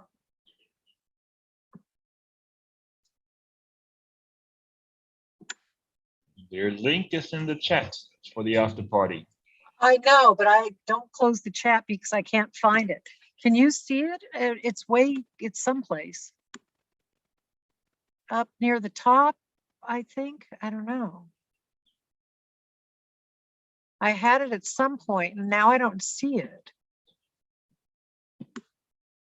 You couldn't email it to me, could you? Yes, I will do now. I will do so. Thank you. You've no got my problem. email, right? Yep, I think so. Yep.